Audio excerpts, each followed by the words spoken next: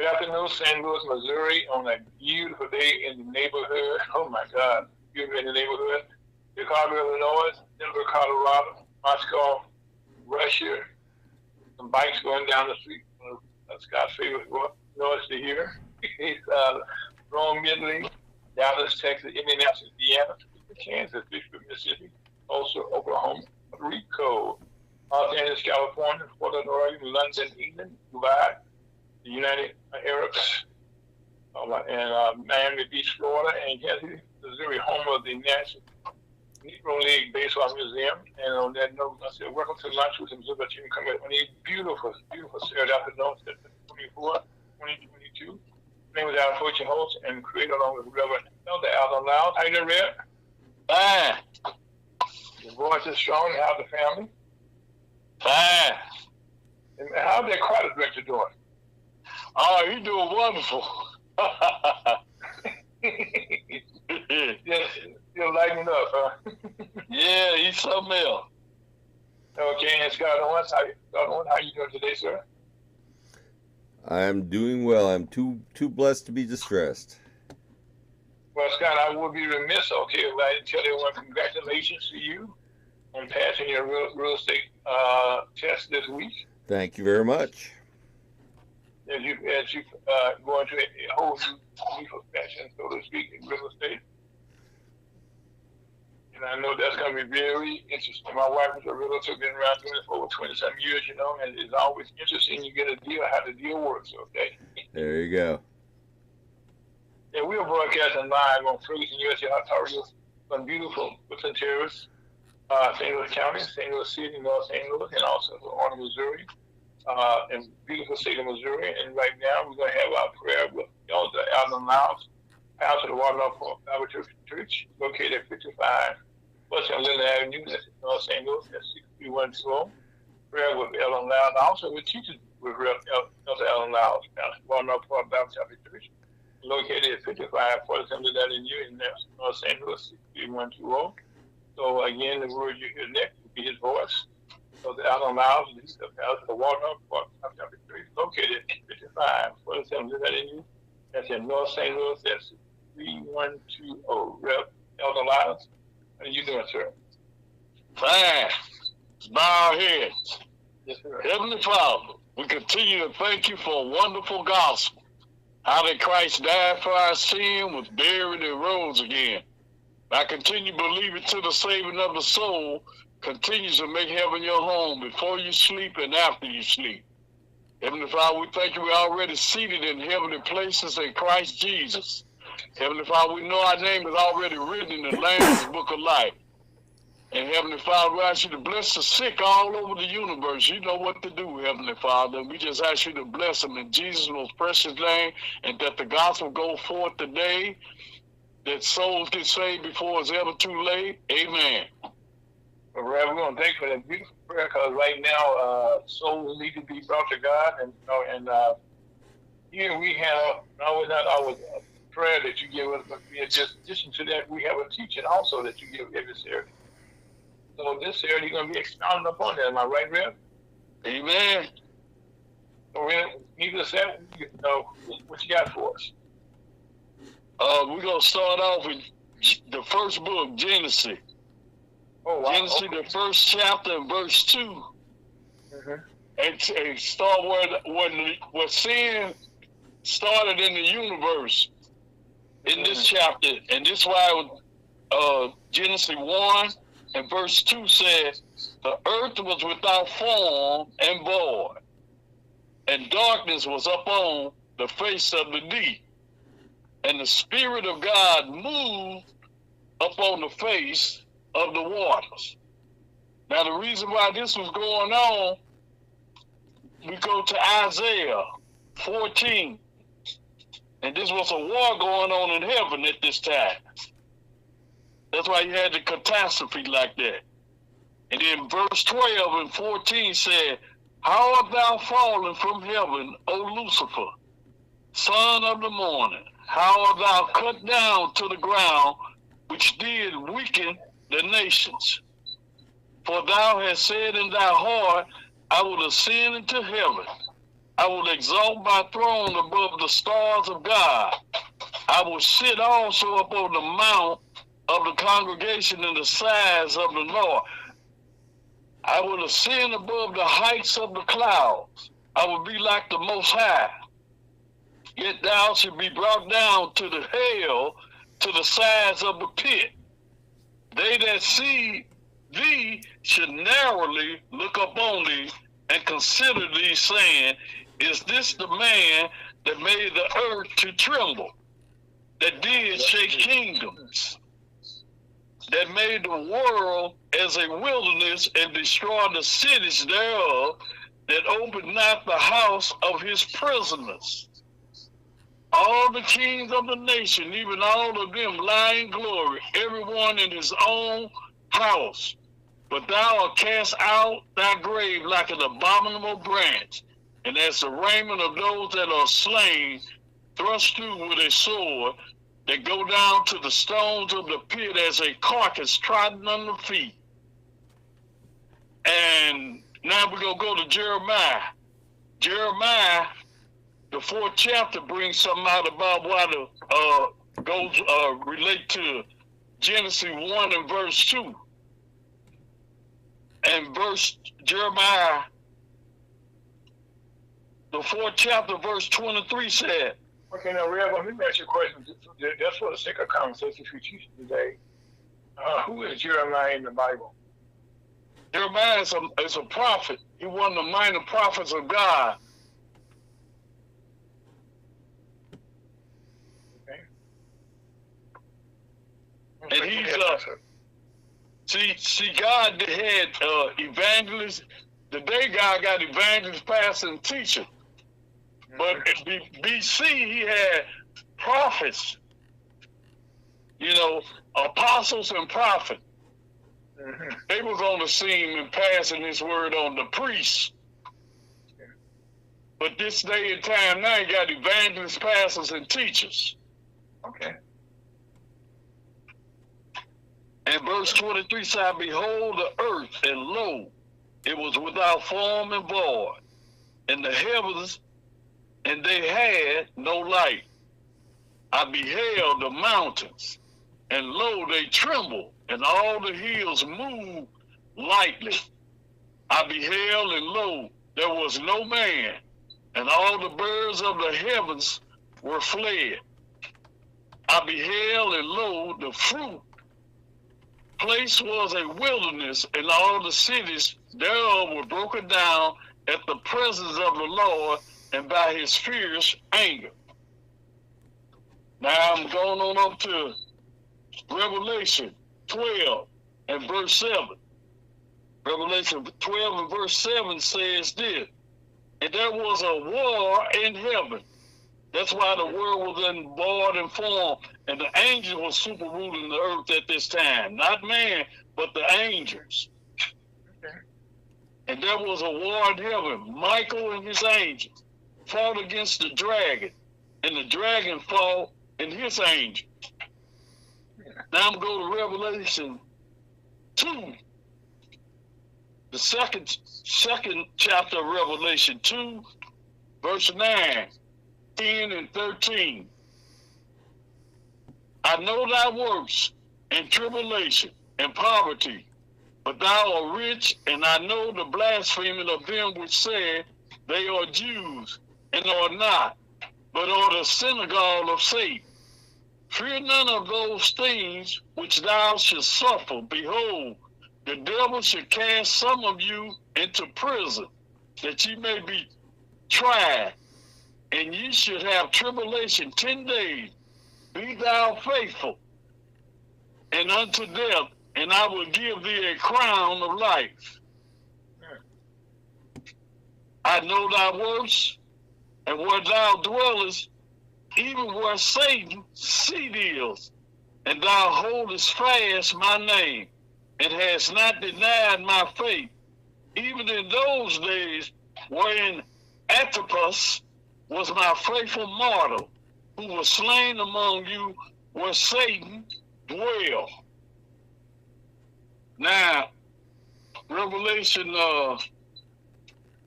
24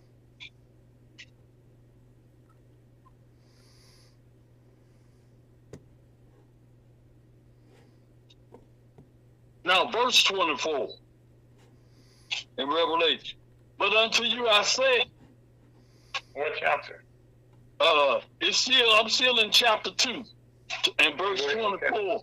And 24 said, but unto you I say, and unto the rest in Thyatira, as many as have not this doctrine, and which have not known the depths of Satan, as they speak, I will put upon you none of a burden.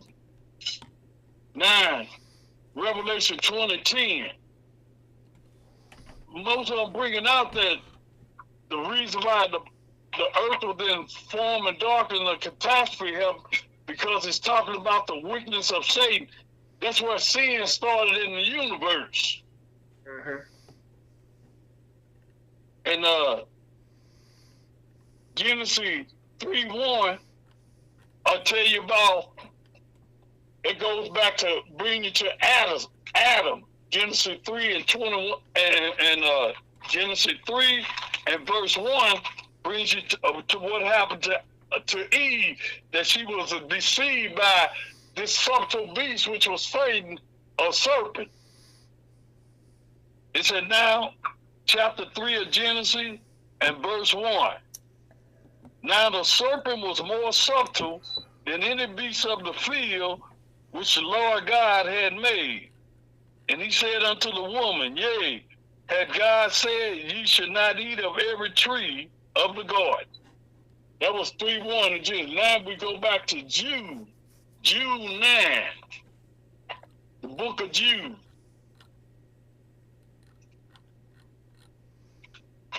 And verse 9 said, yet Michael and the archangel, when contending with the devil, he disputed about the body of Moses, durst not bring against him a railing accusation, but said, the Lord rebuke thee. See, now we go kind of elaborate on what we went through. Now, see, Satan is the one that caused all the chaos in the universe. And people they don't believe it's a devil because they think he in a red suit with some horns and a long tail and stuff. But the devil is the most beautiful angel that ever was. Because the reason why he was the most beautiful angel ever was, look at Ezekiel 28. And it'll give you a description of Satan. Ezekiel, the 28th chapter of Ezekiel.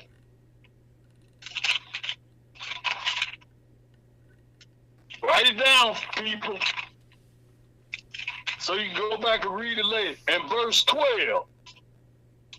And it's talking about the same king in Isaiah 14. The rebuke of the king of Tyre. Verse 12. And Ezekiel 28. It says, son of man, take up a lamentation upon the king of Tyre, and say unto him, thus said the Lord God, thou sealest up the Psalms, full of wisdom, and perfect in beauty. Now this perfect in beauty, one time out that he couldn't sin. This perfect right here is talking about that he was mature and an angel. He was a fallen angel. Lucifer was a fallen angel. But before he fell, his name was Lucifer. But after he fell, his name became Satan, and he was a fallen angel. Thou hast been in Eden, the garden of God. Every precious stone was thy covering.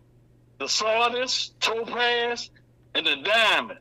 The beryl, the onyx, and the jasper. The sapphire, the emerald, and the carbuncle. And gold, the workmanship of thy tabrets. Of thy pipes was prepared in thee in the day that thou was created. Thou art the anointed cherub that cover, and I have set thee so. Thou was up on the holy mountain of God. Thou hast walked up and down in the midst of the stones of fire. Thou was perfect in thy ways from the day that thou was created, till iniquity was found in thee. And that iniquity is talking about sin. Sin was already in him. because he rebelled against God, and that's the same way Adam did. Adam rebelled against God too, because he didn't believe him. That's why when God told Adam not to eat of the tree of the knowledge of good and evil, Adam willfully sinned. The woman was deceived, but did nothing happen until Adam ate of the tree of the knowledge of good and evil. And was found in thee by the multitude of thy merchandise. They have filled the midst of thee with violence. See, that's why there's so much violence out here. Violence is dealing with money and material things. Good. Money is an answer to all things, but ain't no salvation in money. Salvation is only in Jesus Christ, death, burial, and resurrection. You believe it, you pass from death into life before you sleep and after you sleep. And that makes heaven your home. And thou hast sinned. Therefore I will cast thee as profane out of the mountain of God, and I will destroy thee, O covenant cherub, from the midst of the stones of fire. This is future. This gonna happen future. When he destroyed Babylon.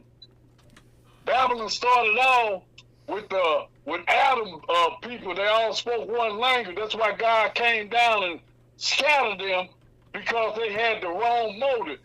They was gonna worship Satan. They wasn't worshiping God. They was worshiping Satan by building that tower. Because, see, they was building something out. God prepared blood, a sacrifice, animal sacrifice. But they was building a tower with their hand. Material stuff, what they doing now in this worldly system now. All over, they rebuild it. And ain't no salvation in it. But there's a lot of wickedness. People get hurt. Some people that can't even get no job. And some people get the job. It's all kind of messed up stuff out here. Thy heart was lifted up because of thy brooding. Thou hast corrupted thy wisdom by reason of thy brightness. I will cast thee to the ground. I will lay thee before kings, that they may behold thee. Thou hast defiled thy sanctuary by the multitudes of thy iniquity, by the iniquity of thy traffic.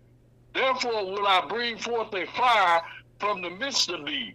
It shall devour thee, and I will bring thee to ashes upon the earth in the sight of all them that behold thee. All they that know thee among the people should be astonished at thee. Thou should be a terror, and never should thou be any more. That's what's going to happen to Satan. God going to destroy him. And that's talking about his second coming. The beginning of his first coming, he coming to get the church, rapture the church out here. But at the end of the second coming, that's when he gonna come to this earth, and he gonna be in the air to get the saint, and he gonna be in the air when he destroys Satan in the throne in Babylon, where the Tower of Babel is built, where they built for the flood. They built that Tower of Babel. That's where Satan had his throne here, buying material goods. I believe that's in Paris, London.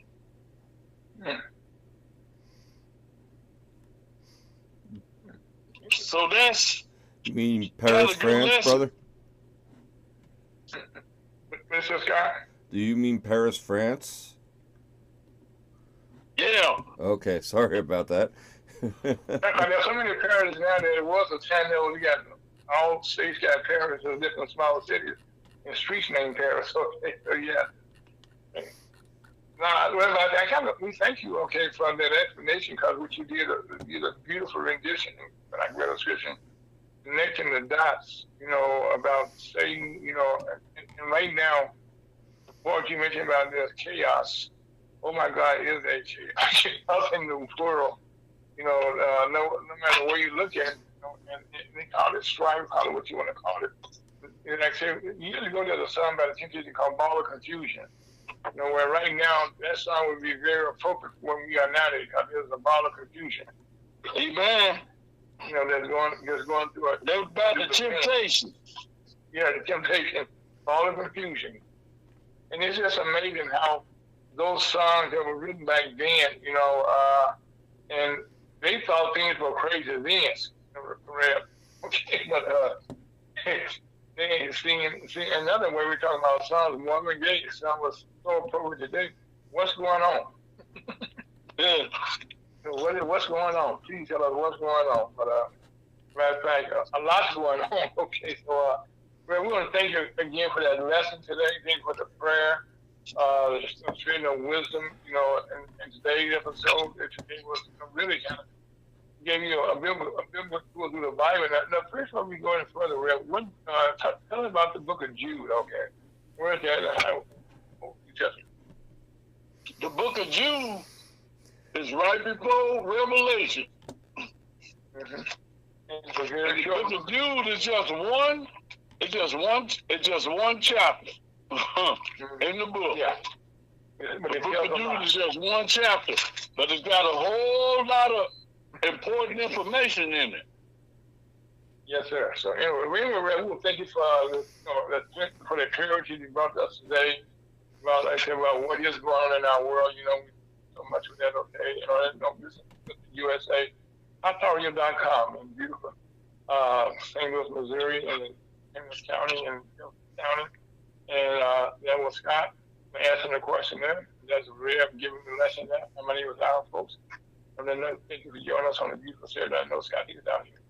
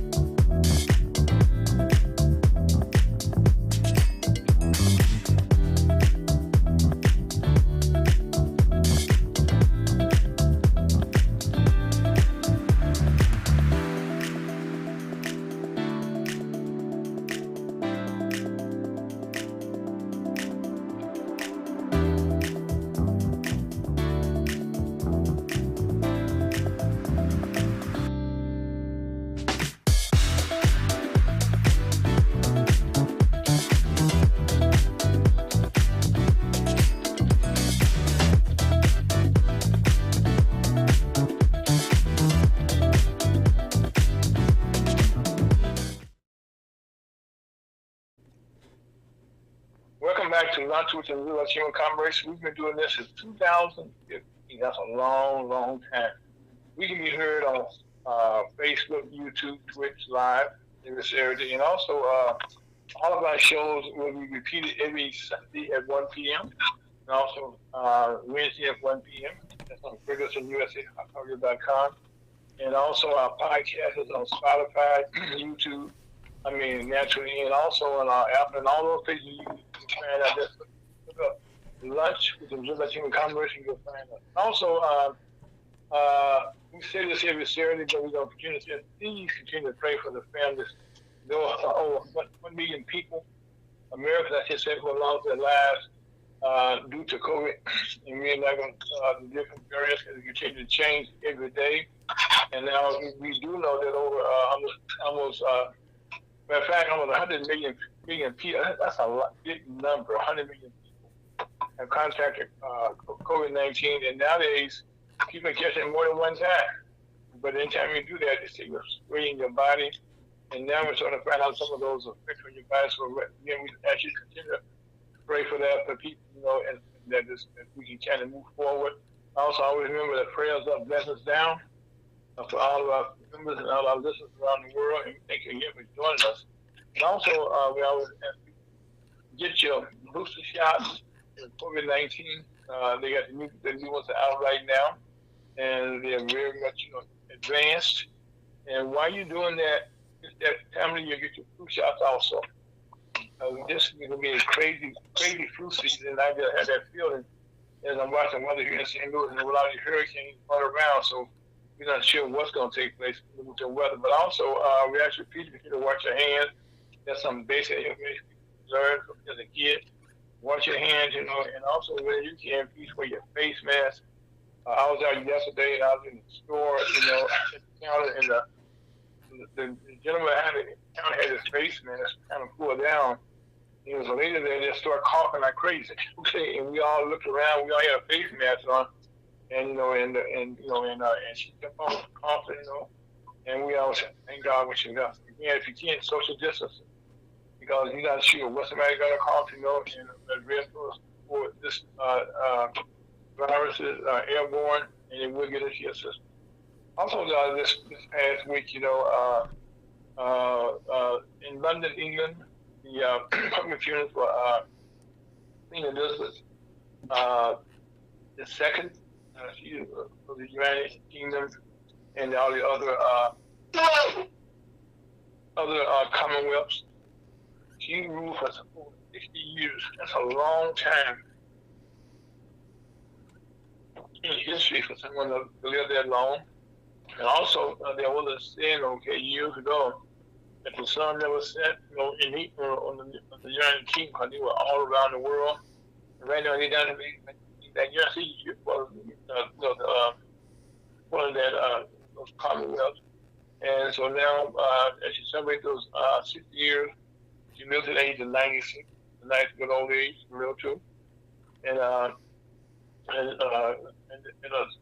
coronation, as a going home party, she had kings, queens, presidents, prime ministers, celebrities from across the globe were among the 2,000 guests. King Charles III is now the new king. And the news of the war in Ukraine continues. Even as the Ukrainian army is taking a lot of territories back. It was formerly taken by the Russians, and they kind of did a retreat. And this is with the help of the United States. They're now figuring out how to use it.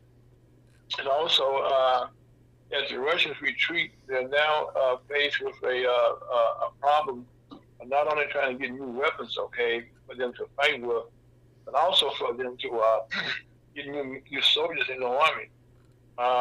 The draft is taking place in Russia right now, and you hear the number of 300,000 to 1 million people, million men, not men right now, just 18 to 60 years old, are being drafted, and that being drafted means you were kids, years ago, they hadn't drafted in those days, and they had went wars.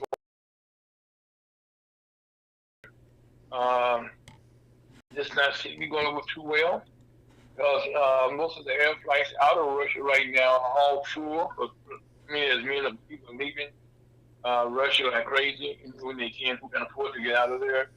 And right now, even in Russia itself, there was a time that all you heard was Putin's voice, but now a lot of people now standing up to him, and not just standing up, they are now protesting the streets in some cases, and some of the elitists, oligarchs, are now speaking out against the war. They're taking a lot of families, big a lot of families, and now it's starting to have effect from the embargoes that were imposed upon Russia months ago. It's starting to take effect. So, but again, this is going on, and also while this is going on, we are somewhat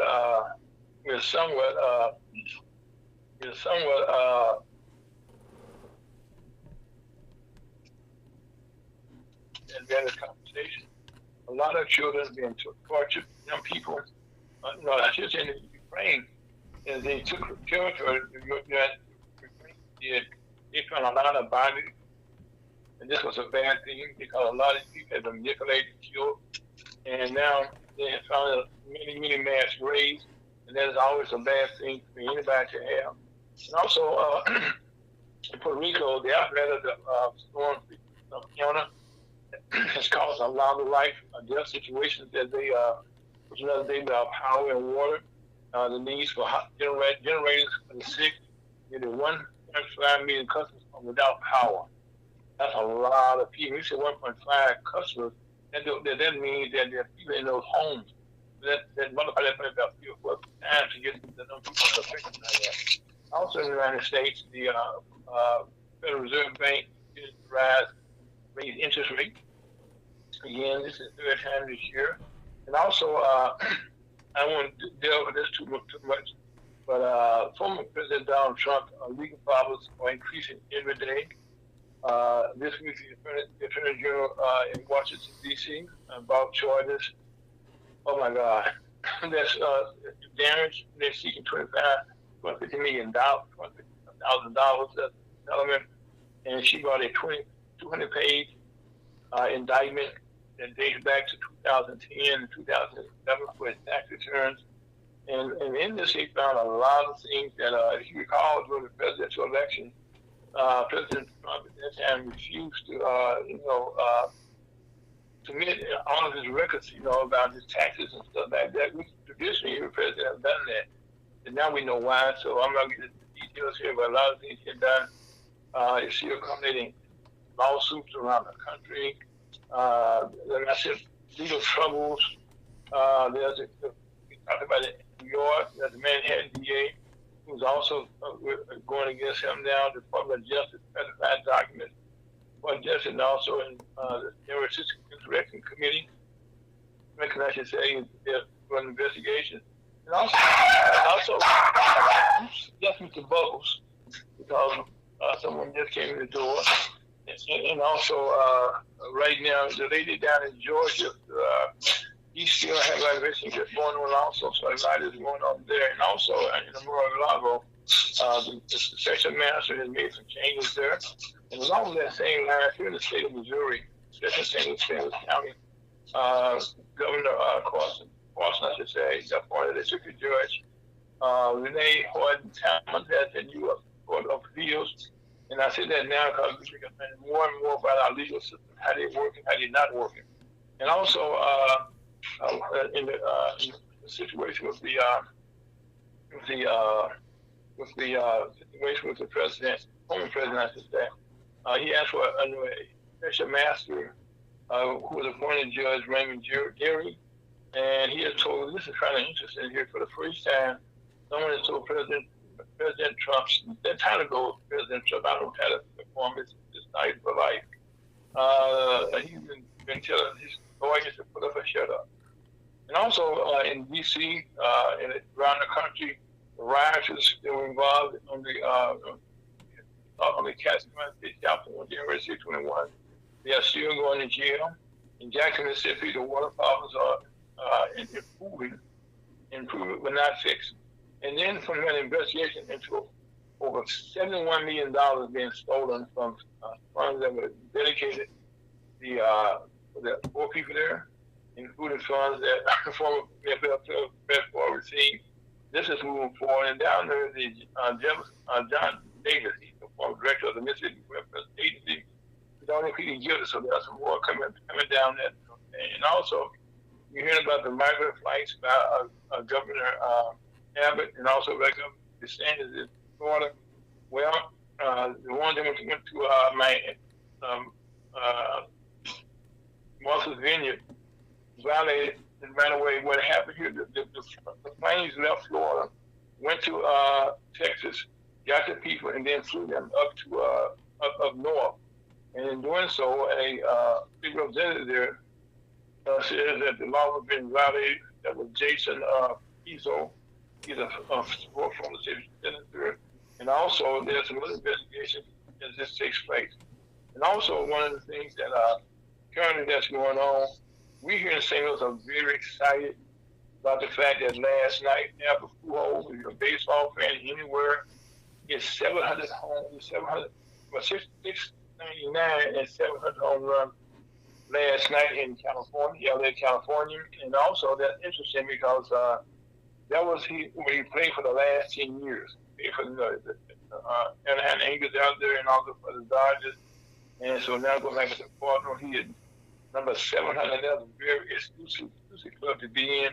And also, if you watch our TV and our cable, there's been changes at Indian News also. Don Lemon is out now as the one of the interim. This prime time shows being cut, but they're doing a total reshuffle of the course over there, okay? And so he moved from one side, but he didn't get fired. Excuse me, he get the job.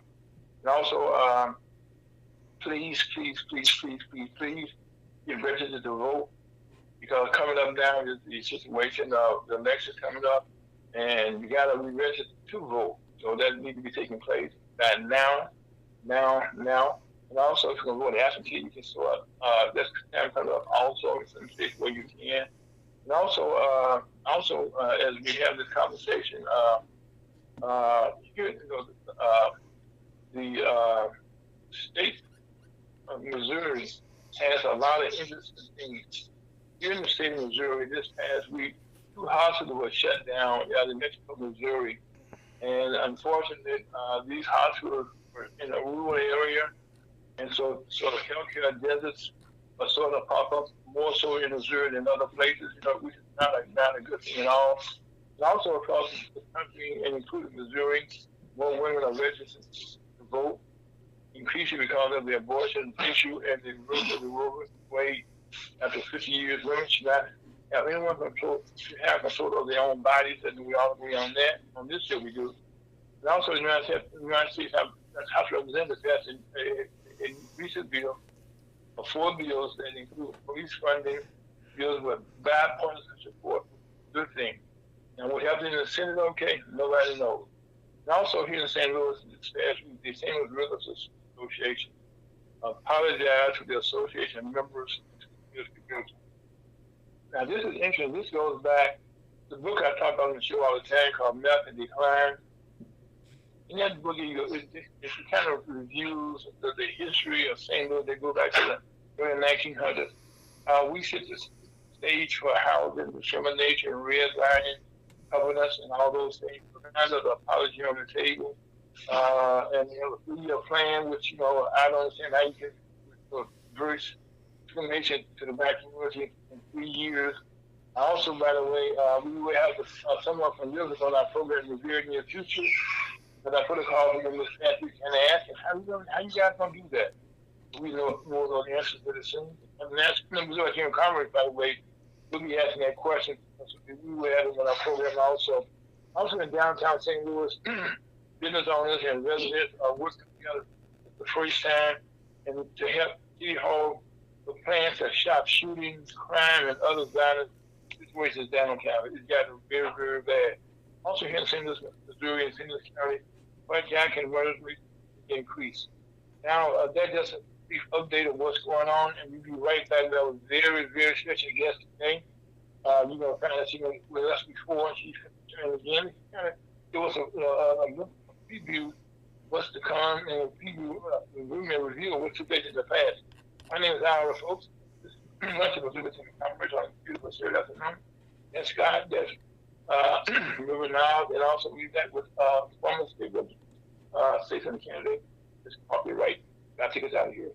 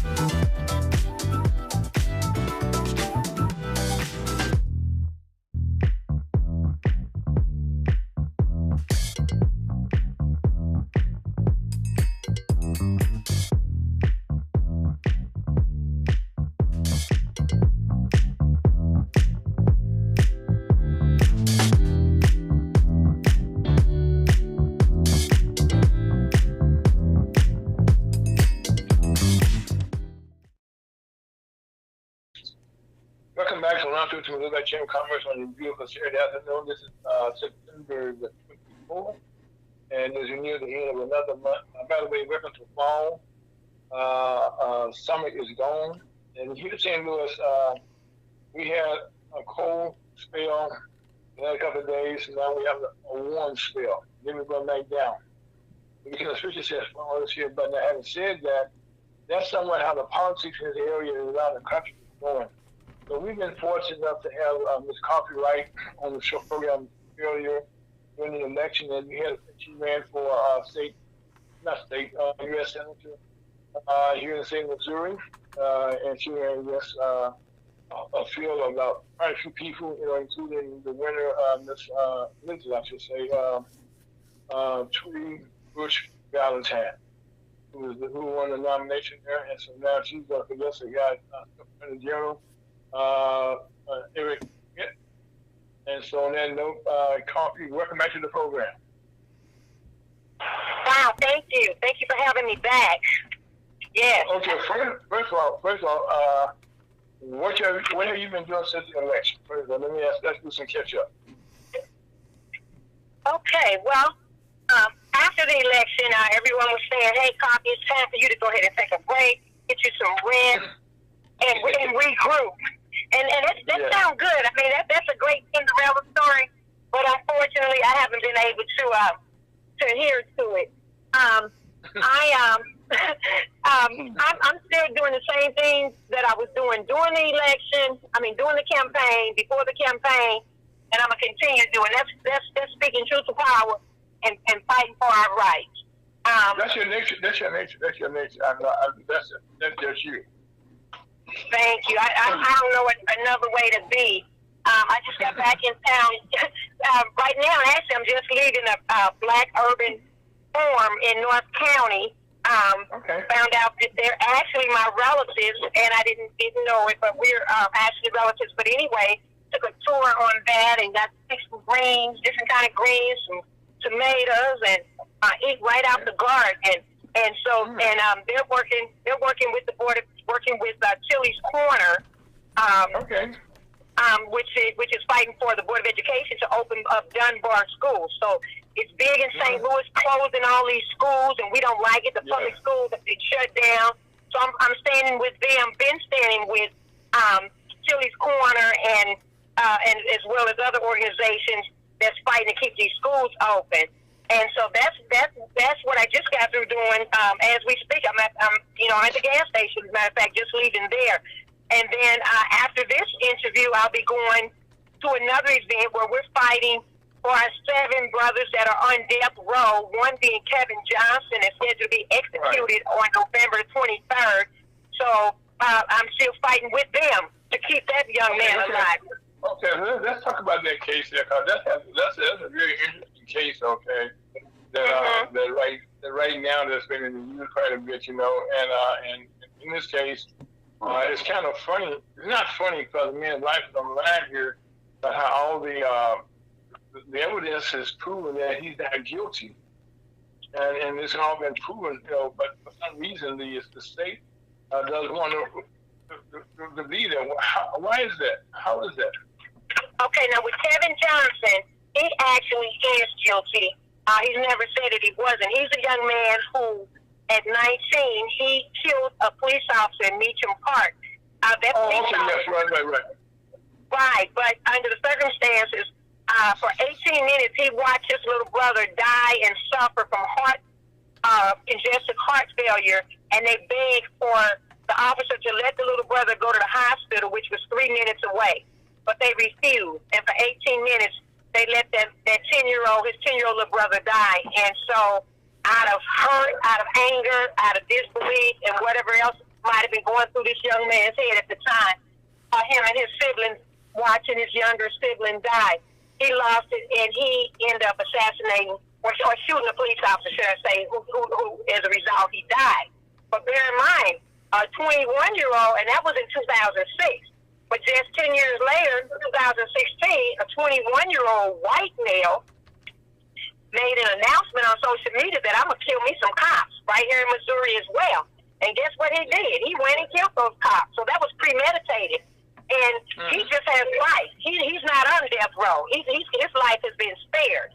So why can't Kevin's life be spared? Why can't he get life in prison versus being assassinated, murdered by the system. And his execution date is November 29th.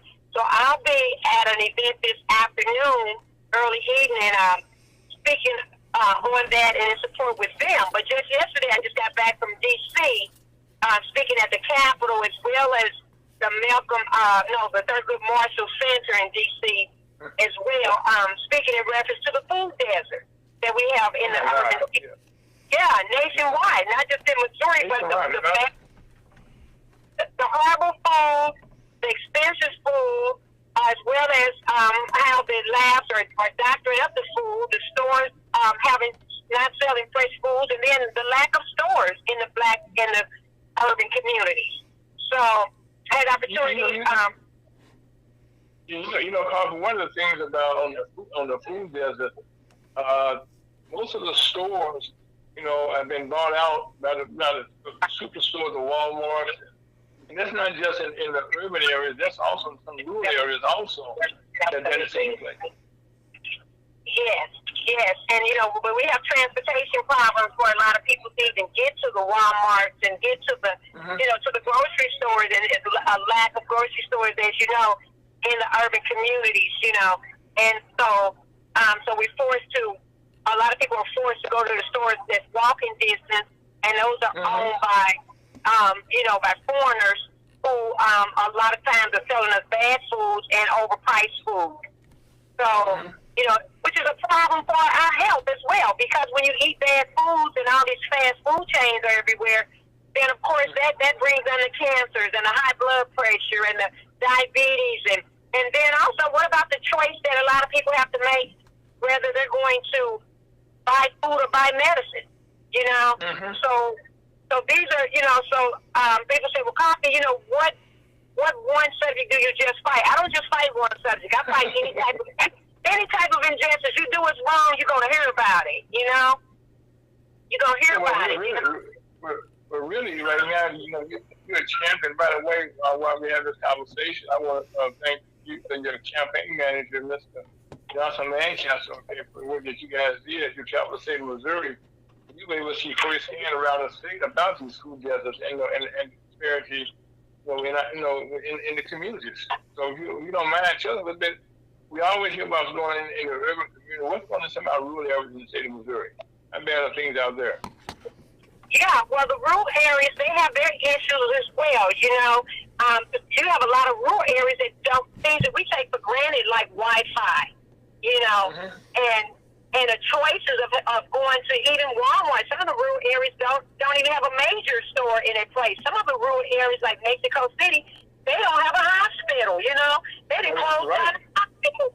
So medical care is an issue in rural areas. Stores, they're monopolized by one store. Everybody has to go to the one store that's owned by the same family generation after generation. It's just a mess. Missouri has to do better all over. We just have to. And so, and that's why, I stand with everybody that's trying to do something right for the people and for all people, because it's more, we're saying white against black. No, it's the rich versus the poor. That's the war right there. And so, of course, blacks, we got it 10 times harder, no doubt. But it's the rich versus the poor, because with white people, you see their skin before you know their story. So when you see the white skin, you don't know their story, so they get a lot of privileges just being white. They still have it hard as well, the poor ones, and the working people. But, one of the things, Carl, in the state of Missouri, we found out during the Blunt administration years ago that you had more whites on welfare than you had blacks. And that's still the case. That is still the case, definitely. And you have a lot of rich whites on welfare because white women are considered minorities. And you have a lot of situations where white men own big-time construction businesses, but then their woman, their wife, they may say they're separated, and they're getting welfare and getting all these benefits, just like, what is that? That white women are taking advantage of more than black people of a lot of the things that we fought for, So the thing is that because they consider minorities, but the bottom line is, right before I went to D.C., I was down at the police station as well as at the site, the gas station site, where our 16-year-old little brother, Daryl Rouse, was assassinated by undercover police officers. You know, and then we hear where he had a gun. So we get to the thing is like, no, he might have had a gun. His mom said that when they rolled him over, the gun was under him in his holster, still under his waist. So that means he wasn't a threat. He didn't point a gun. He was running, and you shot him over 10 times in the back, and you're undercover. So how is somebody supposed to know that you're undercover? Two people approach you, and they undercover, and they shoot at you. What can you do but run or shoot back? I'm surprised the average person would have shot back. But from what we understand now, his weapon was never fired. You know, and the video footage that we saw definitely didn't show him firing a weapon or anything. And of course, they had it all smudged up and fogged up where, like, we're stupid. I mean, this is 2022. Every video device operates bare minimum 1080. 1080. What they call it, IP or whatever. You know, the quality. And so, you know, so this is how, you know, we're being mistreated, disrespected, and ambushed, you know, by authorities, by this unjust system. And that's why, you know, we fight. Well, right now, can you brought up about the issue here in St. Louis about the incarceration? In the system downtown, and also in St. Louis County, we have a lot of people that get incarcerated. Now people have been dying in jail because of the police. Oh, speak a little louder for the people in the back row, brother. Absolutely. You know, I was in Jefferson City fighting up and speaking on that back in May earlier this year, because we have so many people that's incarcerated. Whether you deserve to be incarcerated or not, you do deserve to be able to eat healthy and eat decent and not eat food that's been contaminated by rat feces and all of that, and rotten food. And this is the complaints from the inmates that never make it to the public, because a lot of times they're destroyed before it even make it to the ward. And even once the ward get it, I'm hearing the ward, a lot of times the ward isn't taking care of it. And then also, they're dying in prison, like you said. One brother, both of his legs are amputated because he was bit by a spider in prison, and because they did not give him medical care. And, you know, and you can look that up in the post, because I was right there when he came in and spoke. I spoke right before he did about the young girl who was locked up for snatch and grab clothing, and she's pregnant, and they didn't give her medicine for sickle cell nor prenatal medicine while she was locked up right here in Missouri.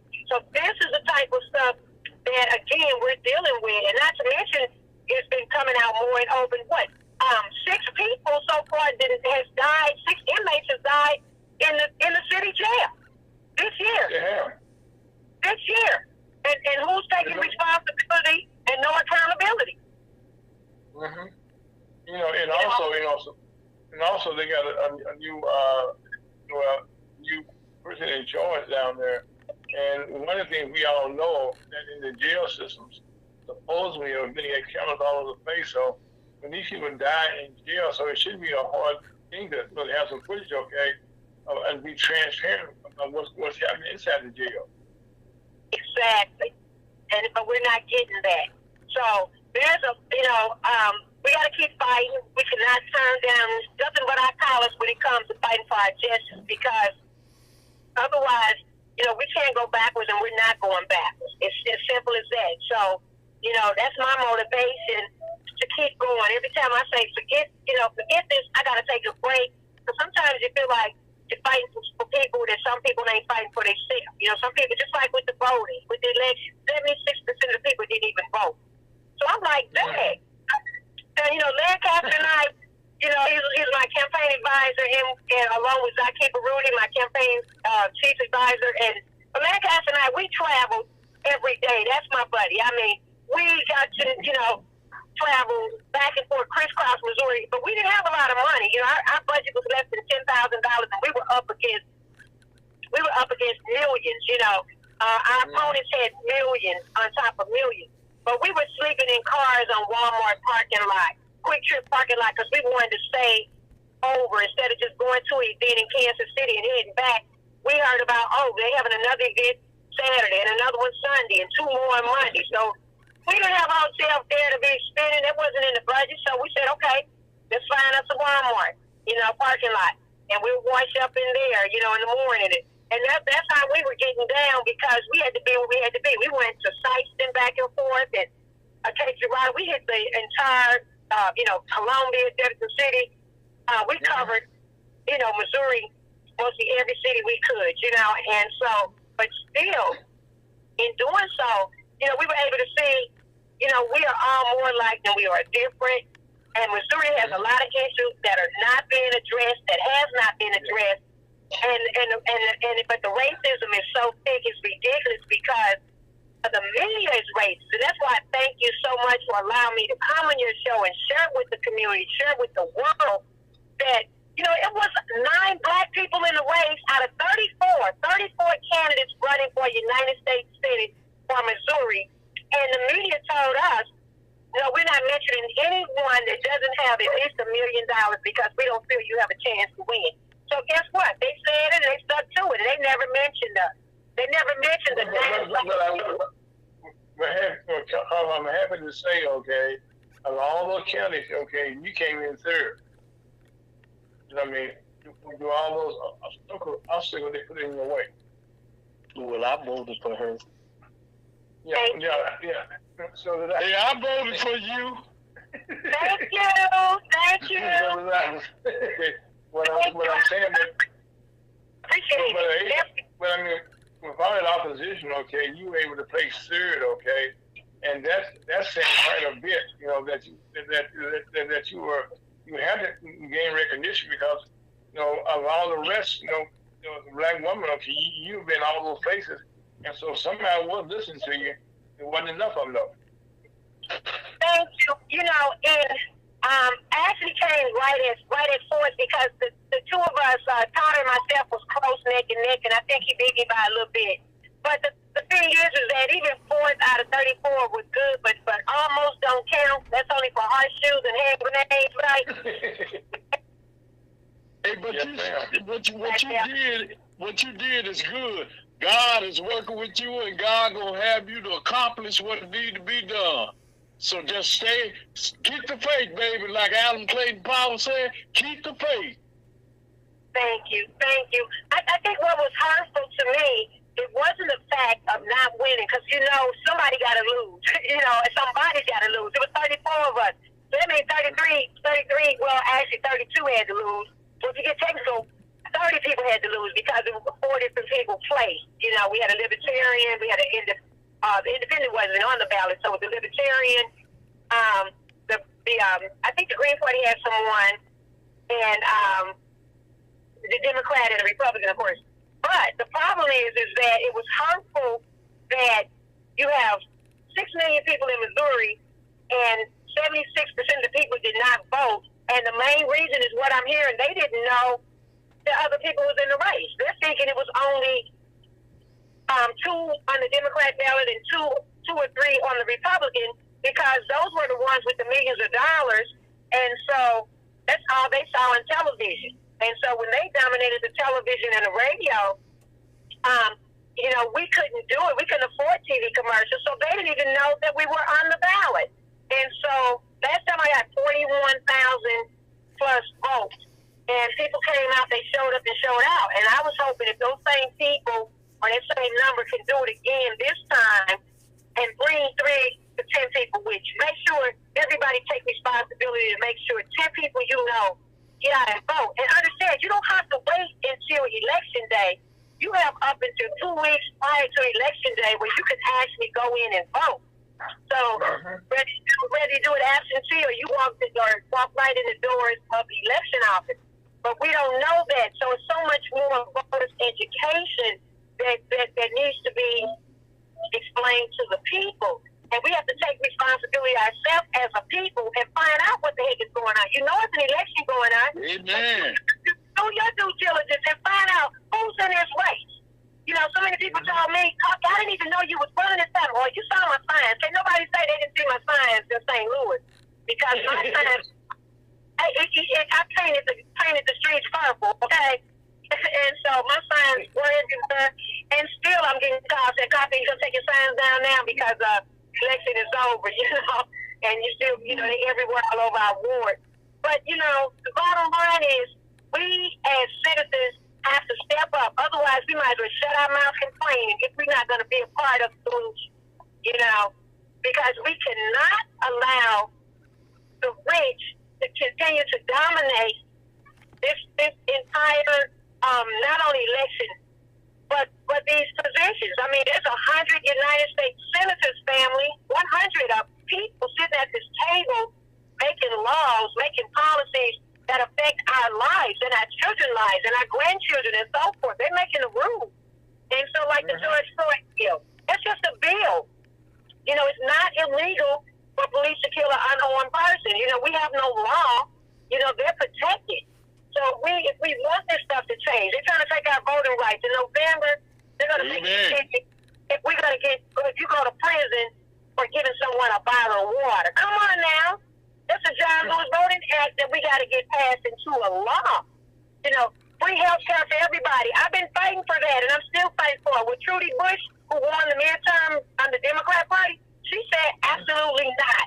That's going to cost $33 trillion. We do not need that, and I'm not for it. If you go to the League of Women Voters on YouTube, they recorded all of that. They recorded all of our answers to that question they asked. And we were all shocked that she openly said that. But that's what we have on the ballot in November.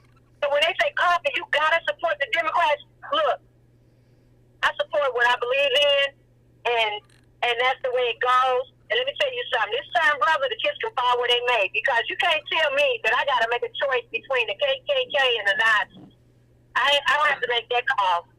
And that's just me. Everybody else do what you want to do. But you're not going to get me on television support nobody who don't believe in us, who's not for reparations, who's not for free Medicare for all, and not for the things that we fight so hard and die for. Amen. Thank you. Say it, girl. Say it. Thank you. I should have read Independent, but the reason why I didn't is because most poor people, and especially blacks, we're going to vote Democrat if we get out and vote. And so I felt like if I ran Green Party Independent, I might as well not got in the race, unfortunately. But I can't go along with some of the things on either side, and I support some things on both sides. And so I just have to go with what works for the poor people and the working people. And that's who I fight for. Damn. Okay, copy. See, Ara, Ara. Yes, sir. Have you heard about the purge? Have you heard anything on the purge, Ira? Well, the purge is always going on, real. Right, Coffee? Yeah. It's so much going on, but and it's so unbelievable, that they call this country a democracy, because I don't see it.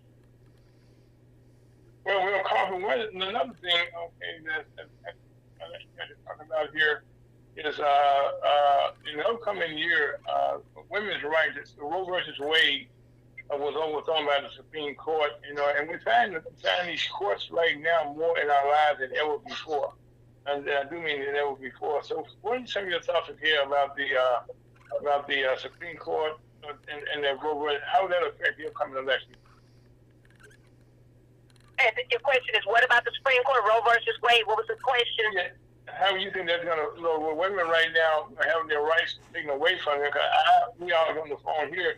We feel that women should have control of their own bodies on things. I know that's first when you get that out the way. I mean, so what are your thoughts right now, about how that's going to affect the upcoming election?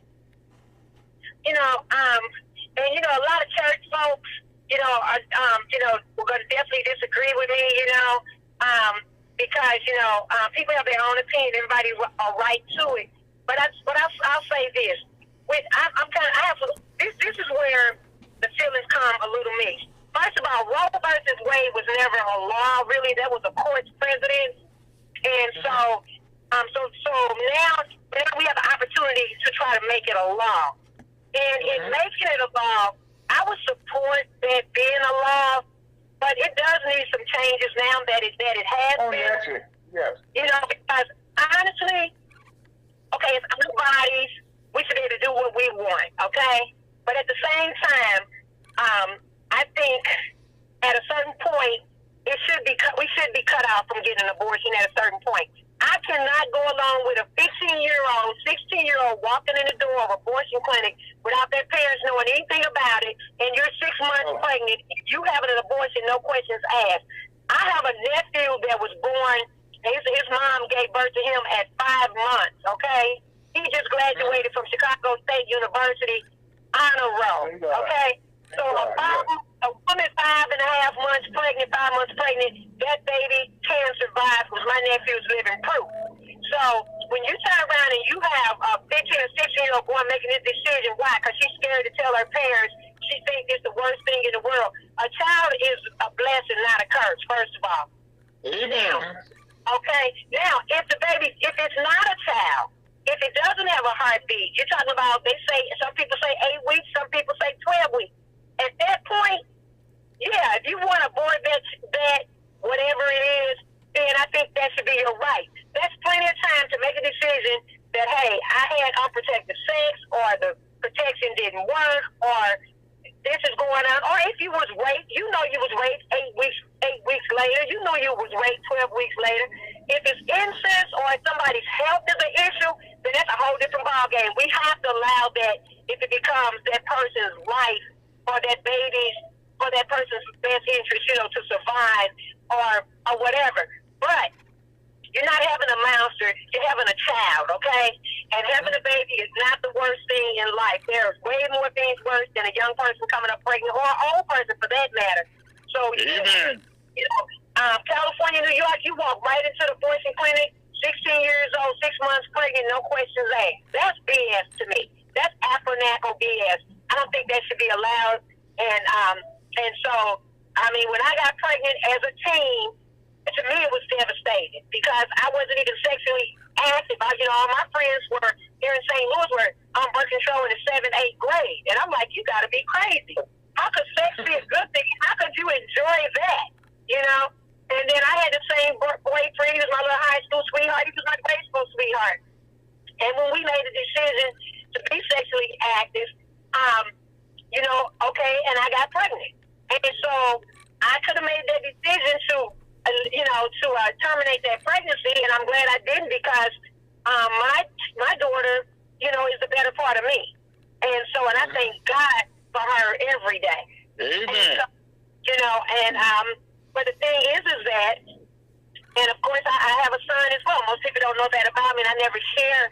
A lot of people don't think I have kids, not because I don't love them and I'm not proud of them, but because I don't share it, because I get so many crazies threatening my life on a monthly, a weekly basis that I try to keep my family out of my battles.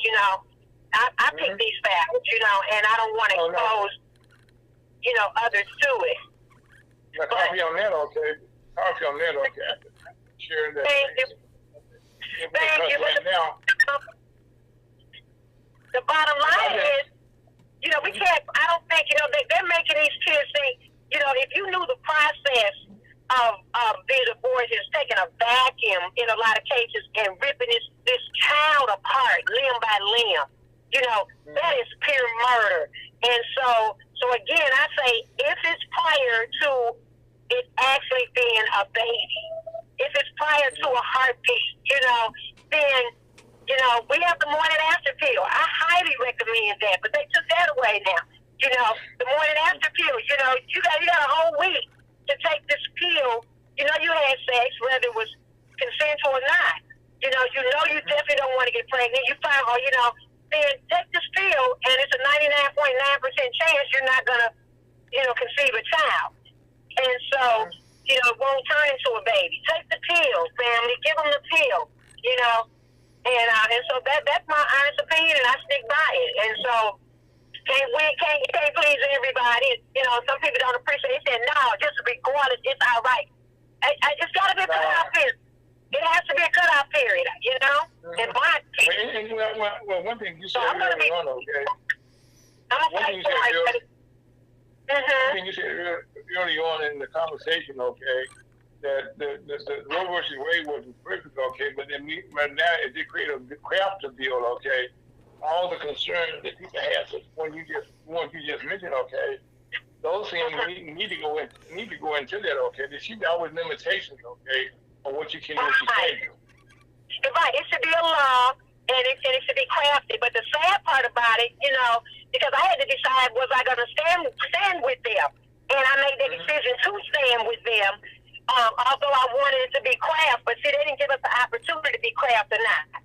But what they did was took it away, and that was wrong. Just to flat take it away instead of modifying it or putting a cutout. They flat took it away. Now you have all these people that's caught up in this in between because people haven't stopped having sex. Sex is a good thing.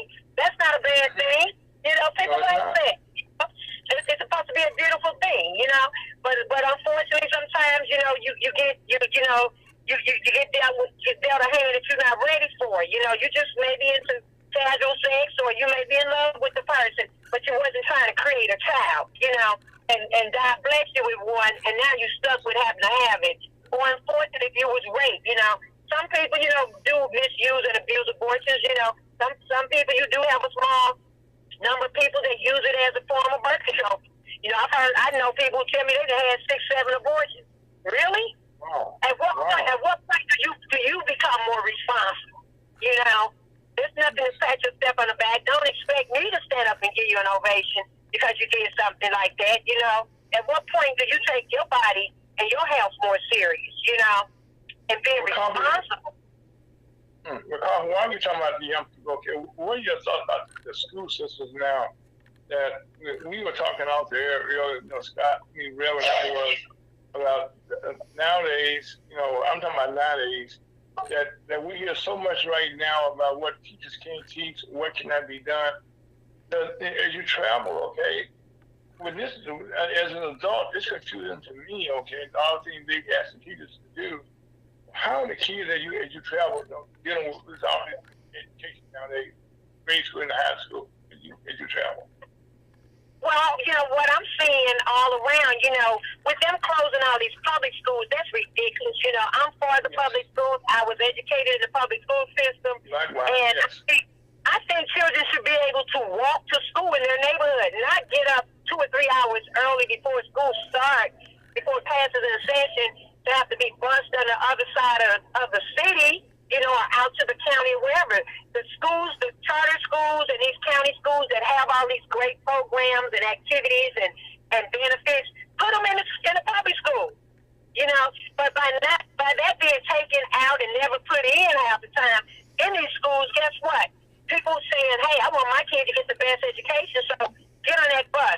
I stopped a little girl, she was like, she's about 10 years old. She's at the bus stop by herself, standing on the corner.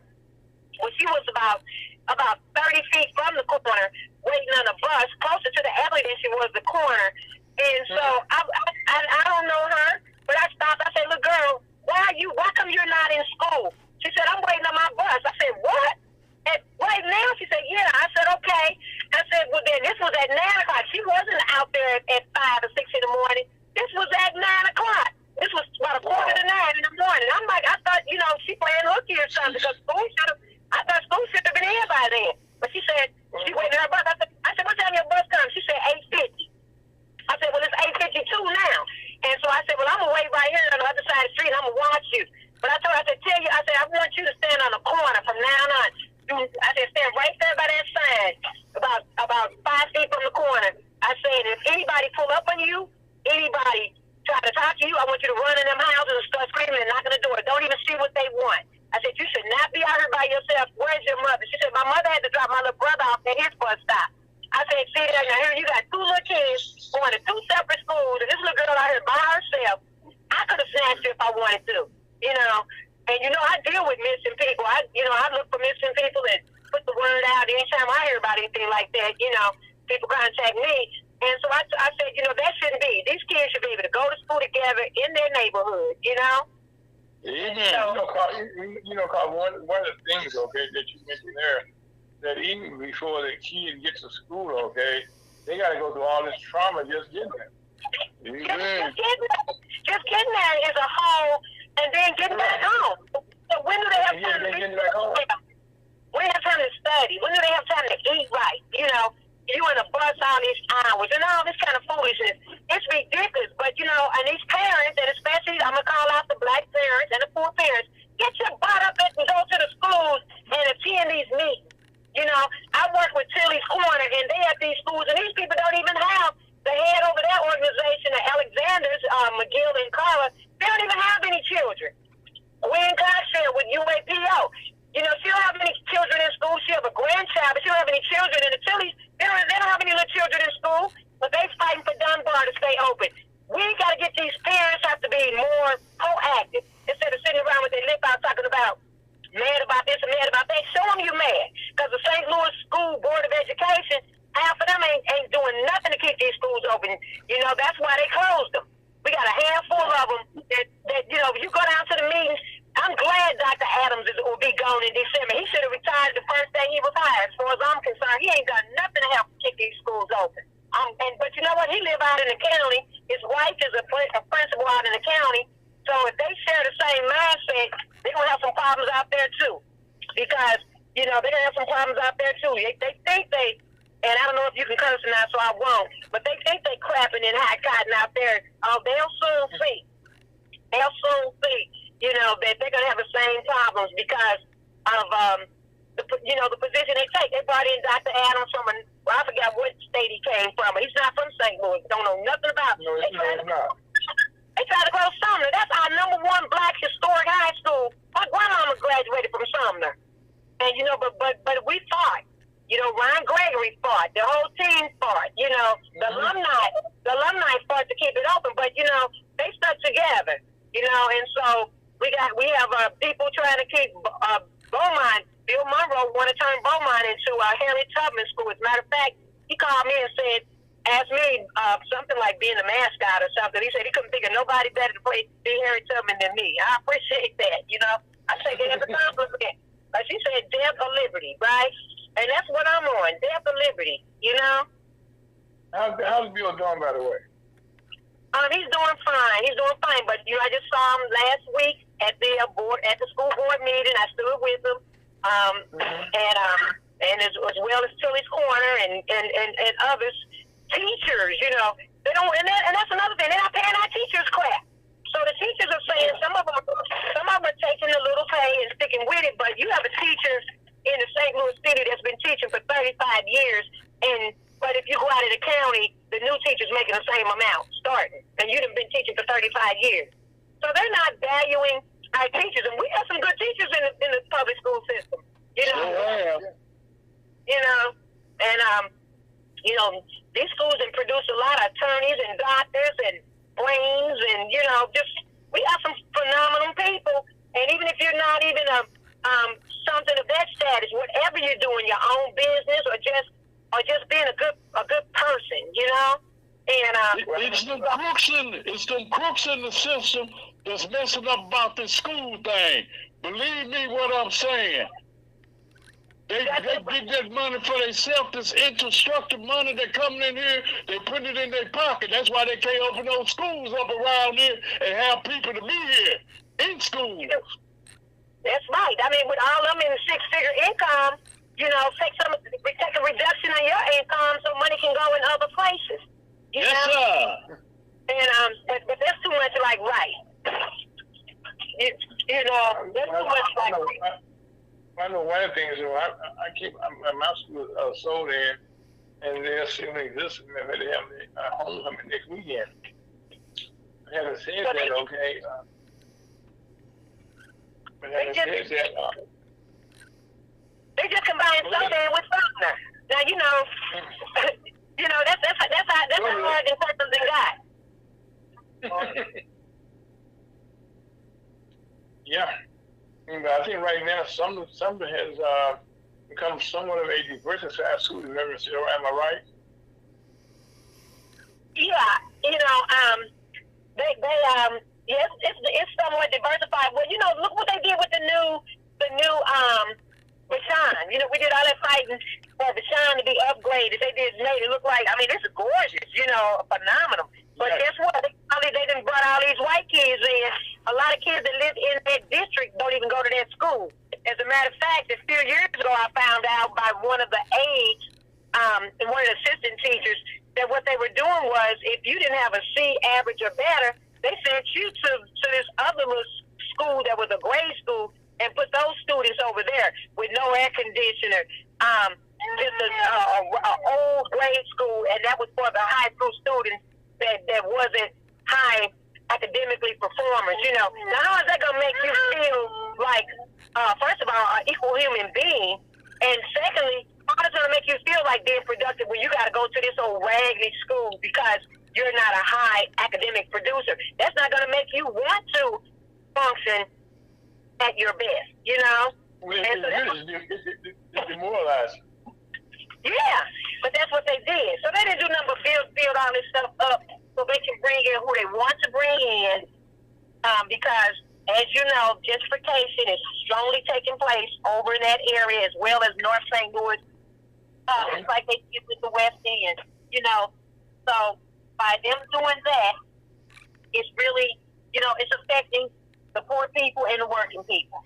And so, that the soccer stadium, that's what? 5 minutes from the soccer stadium, 3 minutes, Yes. 2 minutes from NGA, So Rashawn is right, the new Rashawn right there in Cass, in between Jefferson and Grady, But it's walking distance to the NGA. And you know what they did with that for those viewers and listeners who are not familiar with NGA, but that's billions of dollars. Couple billion. Couple $1 billion. Sorry, I'm walking the top. A couple $1 billion.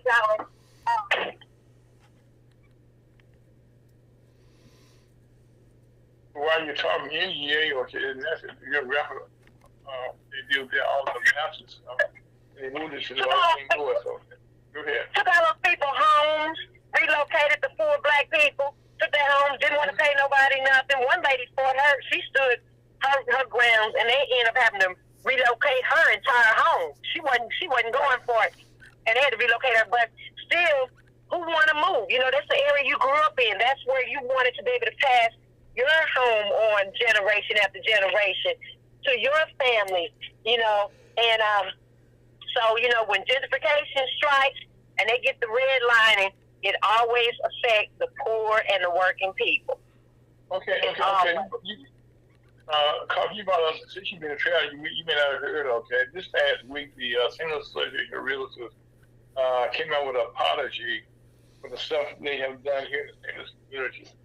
And, I put a call in to them, to the president of the board of the realtors there, asked them to come on the program as well as have a meeting.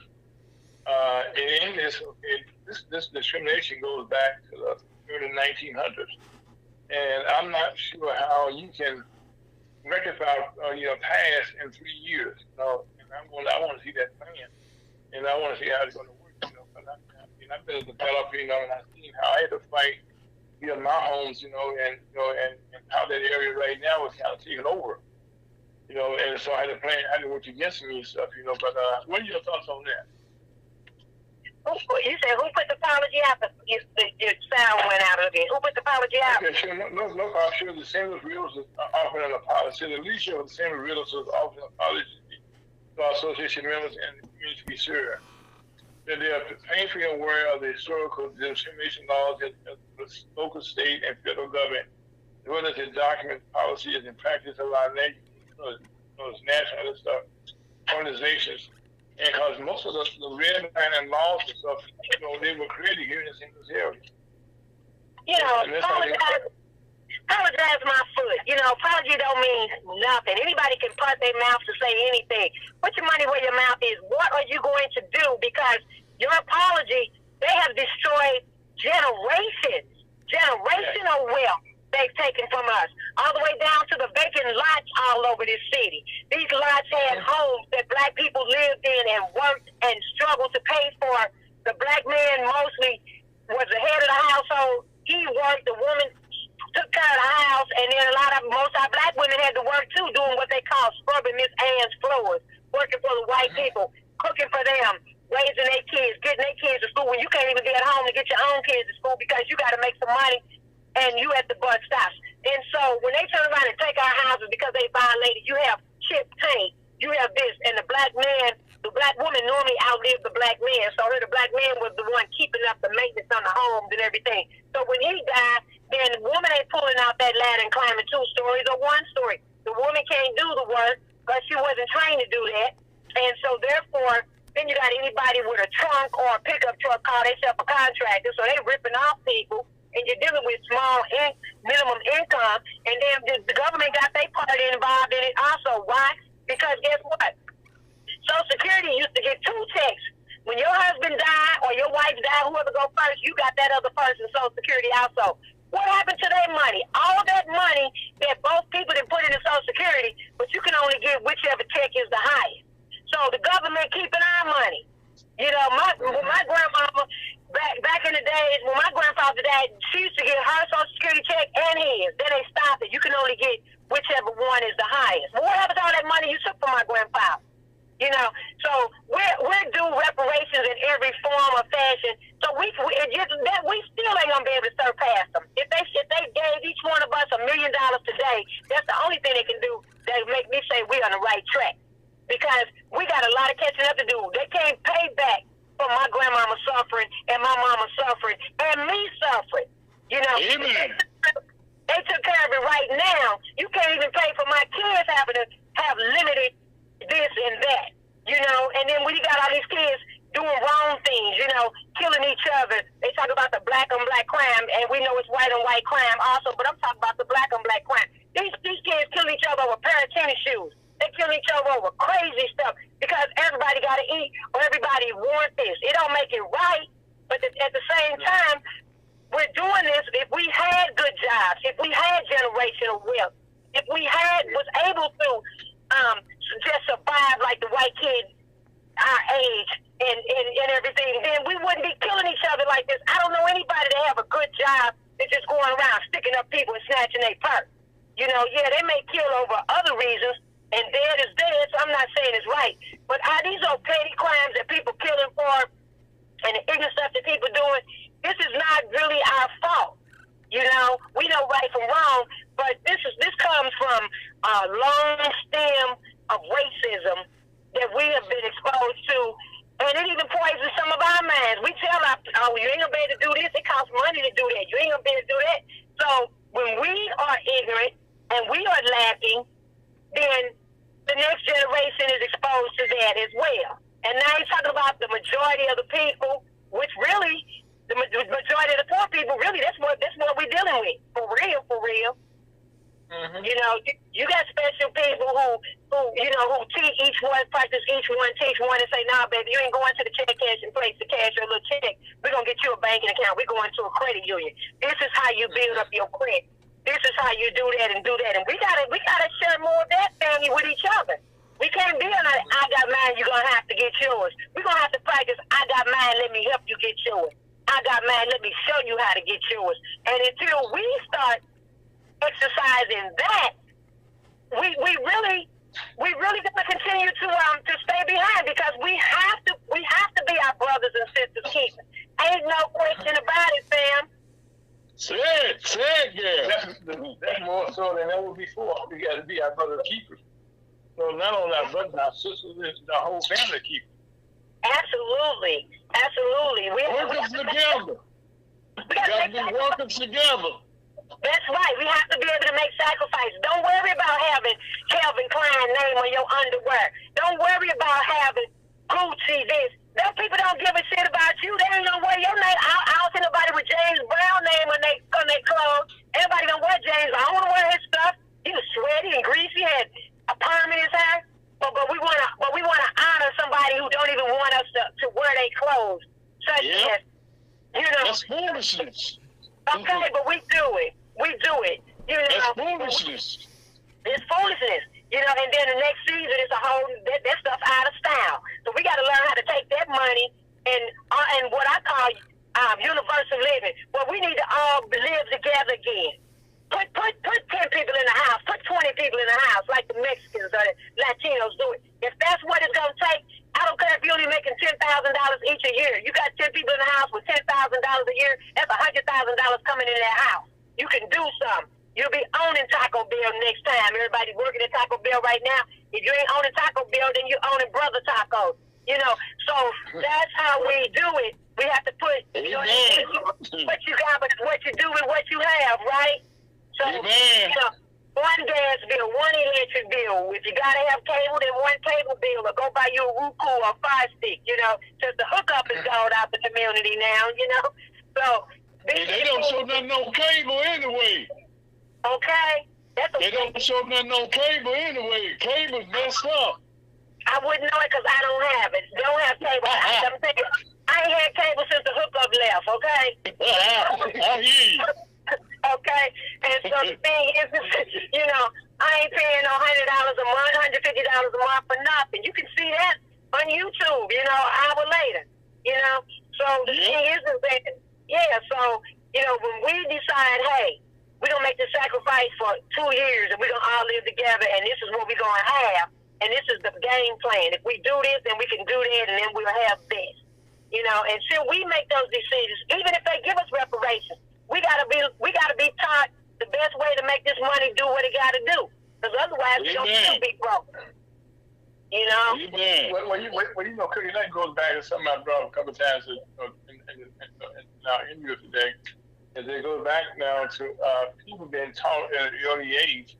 You know, like we talked about, you know, how you know, the sex in schools, how that's been an issue. But also, when the kids go to school, get a basic education nowadays, that's getting distorted. Talk a little bit about that.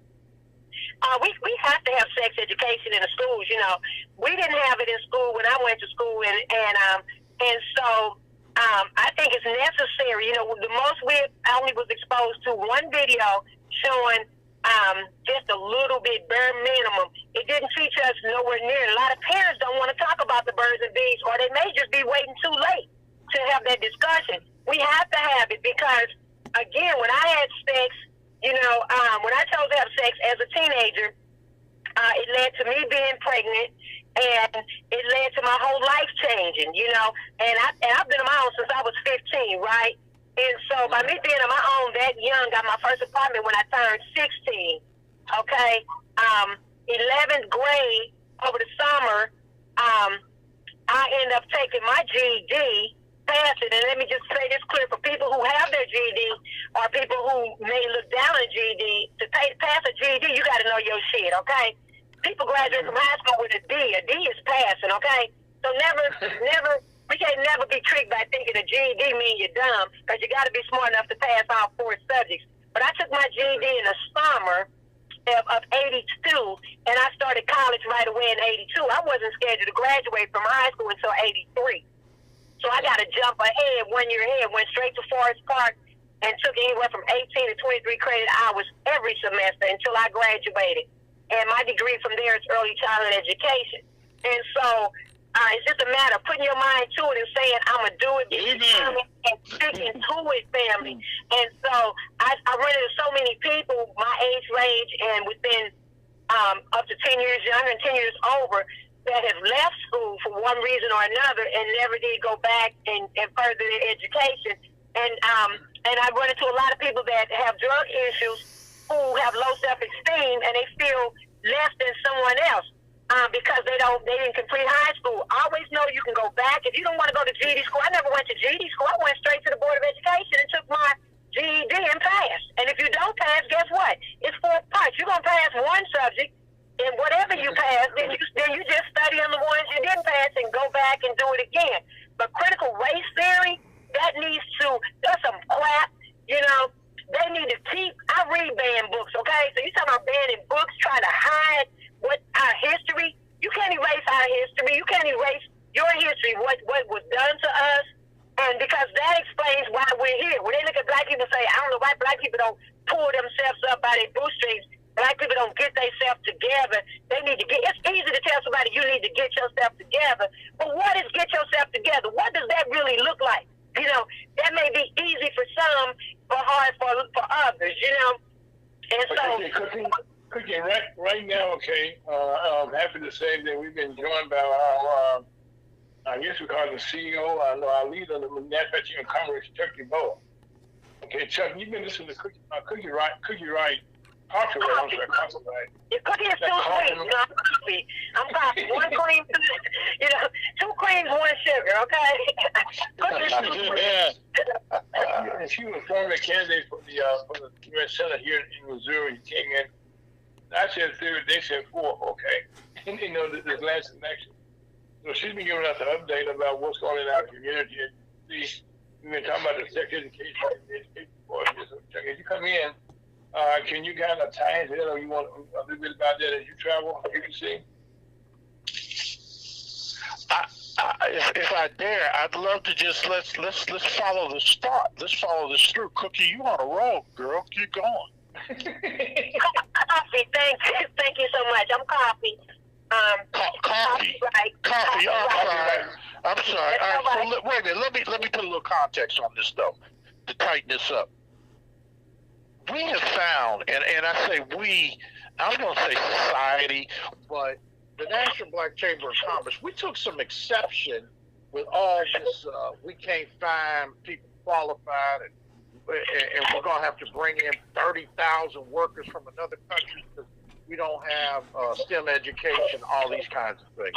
And what we found out was that it wasn't requiring an MIT degree in engineering, that a GED with a little bit of subsidization on particular 6-week training or on-the-job training was enough for a lot of these jobs. Amen. So I'm all the way with it, and I want to continue because you hit on a whole bunch of topics there in about 30 seconds. How you doing, John? Oh man, I'm fantastic, but I'm up for whatever. That's the world we live in, and believe me, I done got some of that coffee in me, so I'm right here with you, and let's go. Amen. Wow, I'm glad you pointed that out, sir, because as I said, people, even if they stop going to school, they didn't stop learning. When you go to the grocery store, you're doing mathematics. If you're adding up or estimating what your food gonna cost, when you go party, then that's music appreciation. You go to the library, then you got your science, or you go to the museum, and so you never stop learning. And most of the time, if you're homeschooled or you're learning even out of school, a lot of times schools can be a distraction. Like I said, I went to Beaumont, and I was on the pom-pom squad. I was in the van, but Beaumont had a smoking area. That was a big disappointment for me. Beaumont, I'm proud Blue Jacket. I also attended Northwest. But I'm gonna tell you, with Beaumont, we had a smoking area that I had to go through the hallways every day to get to the lunchroom. And people blowing smoke. Kids shouldn't be allowed to smoke in school, is my opinion, but they were. And so we had to go through that. And then we had to walk 3 or 4 blocks to what they call the supplementary building for 3 classes. As freshmen, we had to do that, regardless of what the weather was. And then I had to go there to learn something I didn't want to learn. They taught me Christopher Columbus discovered America. What the what? How did somebody discover a place where people already exist, right? So I'm going there. I want to hear some black history. Tell me my question was, what was black people in the cowboy days? Amen. I saw Blazing Saddles, and it was only one black person in that movie. So in the other black movies with John Wayne, you didn't see him at all unless it was a blacksmith. And I mean, he was black and his name was Smith. So the thing is that, so it was like, the school system, they failed us in certain ways, but we had some good teachers that made sure you're going to learn about this person. You're going to learn about Malcolm X. You're going to learn about Martin Luther King. You're going to learn about other people that we had never heard of, that we were exposed to. And I thank God for some of the school teachers that we had in the public school system. But the bottom line is, you don't stop learning. I know plenty of people that graduated with D's, straight D's, because a D is passing. So, hire those people to take their GED. They have to know their stuff, because you're tested individually in each subject. And then most jobs are on-the-job training. Most people that hold degrees are not working in that field. They're not even working in the field.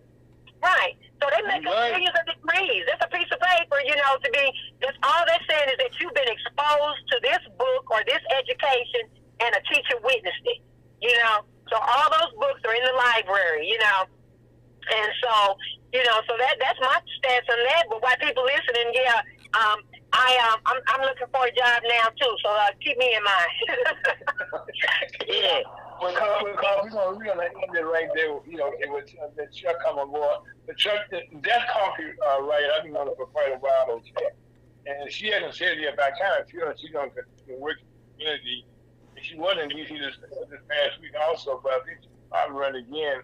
And for the next some years, am I right? Am I here to myself or here to you? Well, we haven't made that announcement yet, but I'm definitely strongly considering it. And but we're just hoping to get bigger donations. I've had some job opportunities right now to work in DC. I just came back from there as well, and it ain't gonna happen. I'm not a politician. I'm willing to do the job. I'm not just looking for a job. St. Louis is my heart. This is where I am. This is where my fight is. And you know, and so what the changes we make here will lead for the whole country. You know, and so we don't have to follow behind California, follow behind each other. We're the show me state, and we can show, you know. And so, and that's what it's about. So it's not about just go ahead and why don't you take that job and you'll be making big money. I'm okay. Guess what? I see the same sun, the same moon. You know, my house is paid for. I don't have a lavish lifestyle, and so I like fighting here. You know, and so I ran for United States Senate because we don't have any black women in Senate, not one. You know, and then who's pushing for the changes that we need? I'm not scared of them. I stand up for them. They don't scare me. You know, and so so thank you again, you all. I appreciate it. On that note, thank you so much. You know, and we will be in communication again. Get Lancaster my best, and we'll be talking to you soon.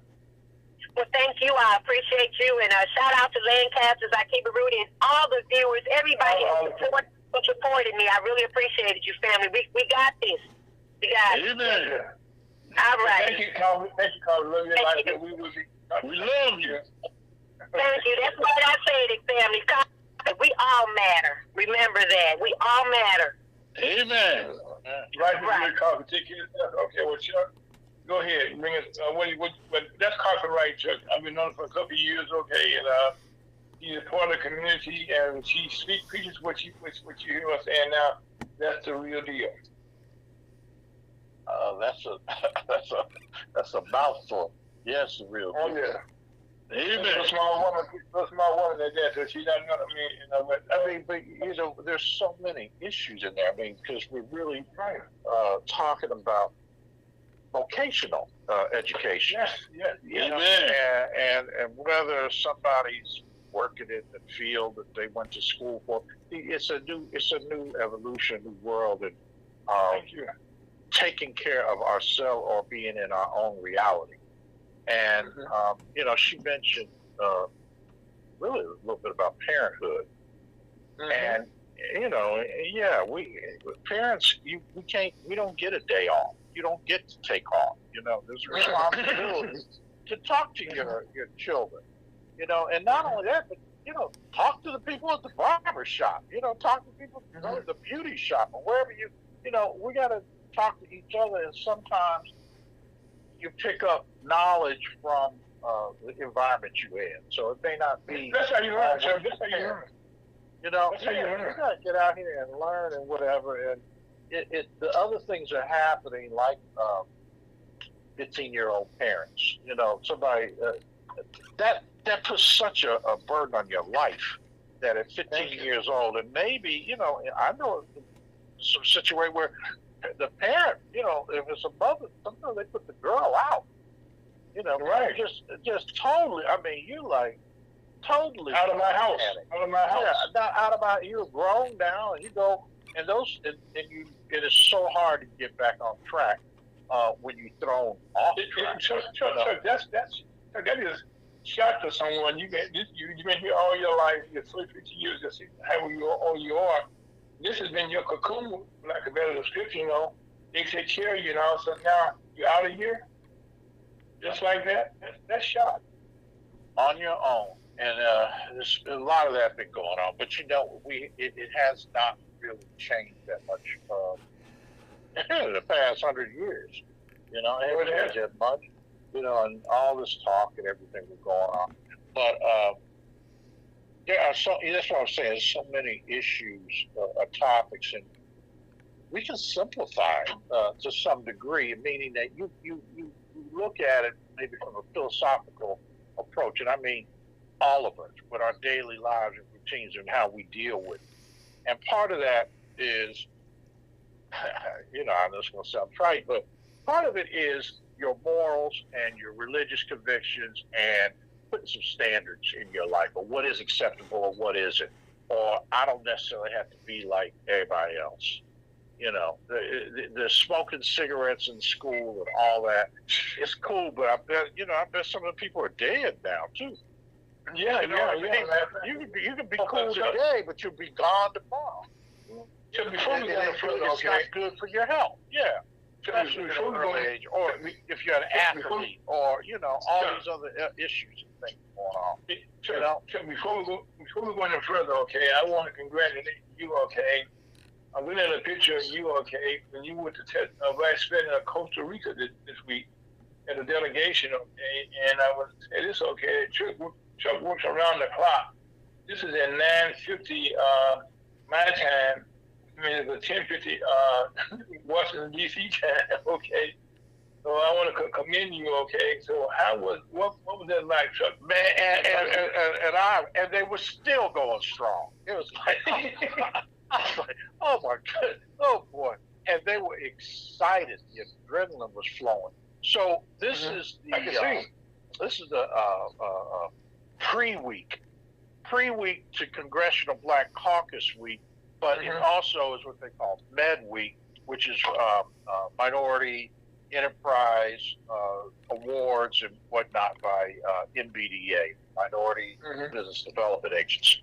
And so there's a lot of folks in town, but this is the real thing that I have to note is that it's a lot of international people in town that come in and around these things. It's really evolved and changed. So there are those people that will tell you, and I was one of them saying, I don't know that much what's different about Congressional Black Caucus now versus 5 years, 10 years, 20 years ago and what they're doing. And the real difference isn't so much what's written on paper, it's what's actually happening in and around it. And that's where I saw the dynamics. So that was Epsie Campbell, the former vice president of Costa Rica, came and brought some of her team, and then we had our development team, our strategic partners at Blueprint Global Consulting Group. They have some ideas and some concepts. Epsie and her team had some that were representing what they're calling, this is really interesting dynamic, but they're calling it the door of reunification. Now, that comes from, there's I think it's 3 to 5 different doors they have in Africa called the door of no return. And in slavery, you might get hit over the head in a bar or down the street or something. I mean, this was happening in places like London, but in Africa, it was just all outright kidnapping. They might hit you, grab you, take you, throw you in this room that was it was called Cape Coast Castle. It was in Ghana, and I've been in there and I got photos of it. And it was like a holding room. And they had the door you come in and the door you go out. And it was like 50 yards from the dock where the ships were docked. And they would grab you. They had these guys, you know, these roughnecks that would go out and grab black people, Africans, and throw them in this room. And once you got in there, if you weren't knocked out, you were chained up and shackled right then and there. And then when they were ready to load up, it's no different than the, modern day bus station or something. Come in one door and you go out here and you go get on. You got a division. And boy, don't you know that door you went through right above it? They put a little sign up there and it said the door of no return. When you went through that door, that was it, buddy. It was lights out curtain. You were never going to see anything of your family, your homeland, or whatever. You went out that door probably in the middle of the night, and next thing you know, that ship was gone. So in the process of that, I think there were maybe 700 ships. I'm not sure about the number, but there were 700 ships that crashed. I mean, that sunk. Wow. And a number of them, I mean, and this was how many hundreds of years, over how many periods? So 700 probably is right. So what has happened as part of the reconciliation process, part of the reparations process, and I'm talking about the mentality of it, because there is some anger or some fear or some resentment and all this, and it kind of came out this week a little bit in those that felt like they didn't need to celebrate or mourn. I should use the word celebrate, but mourn. You're celebrating the life of the queen, but mourning her passing and all that. And they're like, well, she didn't do nothing to stop it. There still was a lot of stuff that went on in Africa in the past 70 years, and the Caribbean, and all these places that have been colonized. So this meeting, this thing you were seeing the pictures from, they have it's a heritage cultural tourism component that has all these other fibers and things woven into it about history, about how a government or people can offer some variations of reparations. It's not always necessarily a check, or some money, but yet you could fund the museum.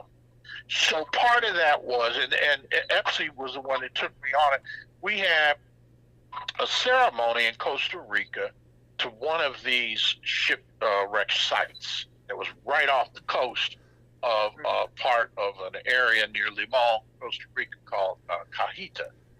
And I really didn't understand what was going on, but you got to go, come on down here.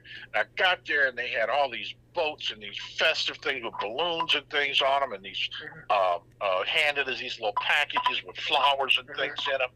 And we got in the boat, man. We went out to where the shipwreck was. And I mean, they documented, it's mapped and it's charted. And there may or may not be any ruins down there, but what they do is they have a diver, and it's probably about 30 feet of water or something like that. It wasn't that far offshore, but maybe there was a storm or something. But what they did, when the ship ran into distress, they didn't unshackle the slaves. They didn't let them free at all. And so if you got however many people hitched up at the ankle and the neck to each other, and you got all the irons on you and things, you can't swim. You can't survive that. And so, there might be 700 people, I don't know, some whole ship full of people that died, drowned out there when the thing ran up on the rocks. And I'm talking about, it was, a 5-10 minute ride by boat to where this place was. And so the diver goes down, he just certifies that it's the location and it's the right place. And then there is a ceremony to recognize, and I almost want to say liberate, the spirit of the slaves that died and were unrecognized. Hey, Chuck, I hate to cut you off, okay? But I get into my stories. But right now, there's some things going to take place in our country this coming week, okay? With the National Commerce, a whole lot is taking place. And we can't, for the next couple minutes, try to bring us up to date on that. Yeah, and I got to keep mindful of our time slot. On Tuesday, September 27th at 12 o'clock noon at the National Press Club, the National Black Chamber of Commerce and the National Business League are announcing a joint effort and a new program, a new project, a new organization that we're bringing together that is going to measure the disposition of black businesses and what is going on, what is really the whole scenario. Like what Coffee was just talking about That's our communities, and yet business is all part of it. She's talking about jobs. She's talking about education. That's workforce development. That is economic empowerment. That's who we are. That's what we do.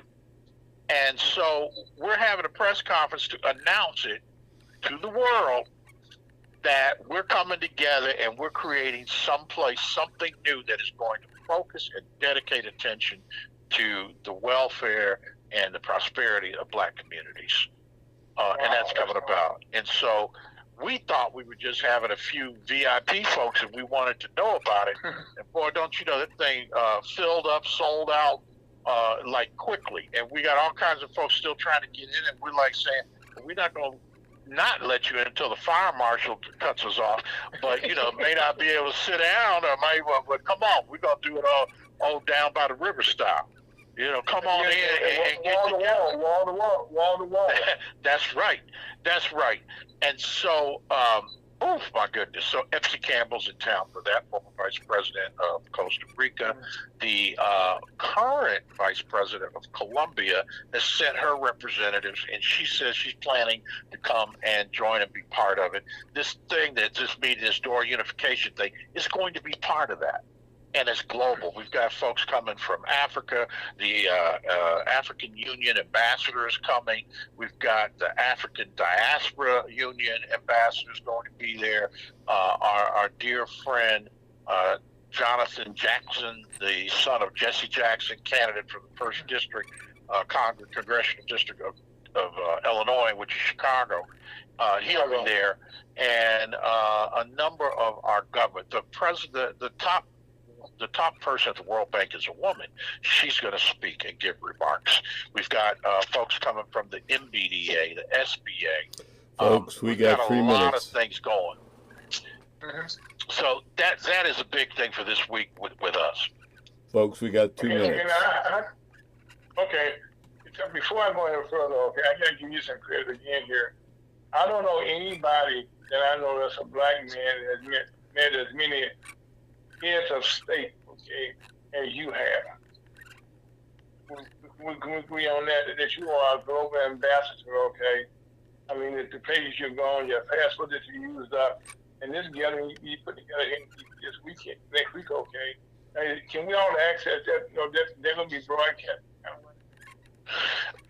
It will definitely be recorded. I don't think it's going to be streamed, but we'll have a full report, and I'll let you know. And certainly, I will text you if something happens where there's a live feed or something. Okay, now what else is going with we talk about right quick? We going to our website. Tell us about that. Yeah, man. Stay tuned. Within the next few days, we're going to just go ahead and put our new website up, our live site, and it will include the Blockchain Academy, the American Dream Academy. Right, yes. And that's where I was thinking I'm happy to say Blockchain Academy. Yeah, Coffee and her folks. That's a place. If you got a GED, we got some jobs for you, but you're going to have to get a little training for them. But you got certification. Yeah, and these are jobs that pay over $100,000. Yeah. By the way, I talked to Ryan this week, okay?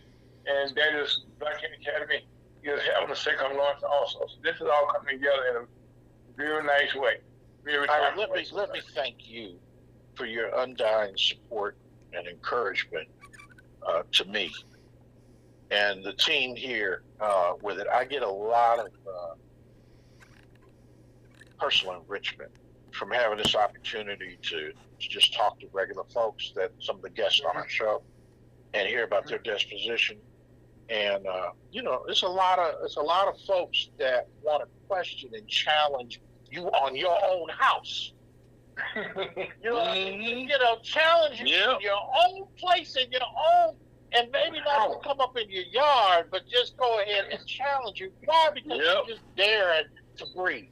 Because you're daring to be who you are, doing what you do every day, feeding your family, and maybe helping some people. Well, so I appreciate your support, your encouragement, and allowing us to kind of make critical of each other. So anyway. So on that note, Chuck, that was the perfect end of the program. Listen to Ferguson USA Hot Talk Radio.com. I will say Chuck DeVoe was the CEO, the president, but our leader of the National Chamber of Commerce. Amen. God, that's real. My name is Alex. Amen.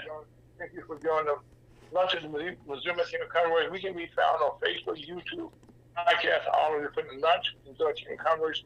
It will be broadcast tomorrow at 1 o'clock. Again, on 1 o'clock on Wednesday. But life is good. Thank you for joining us again next week. We should be out by now.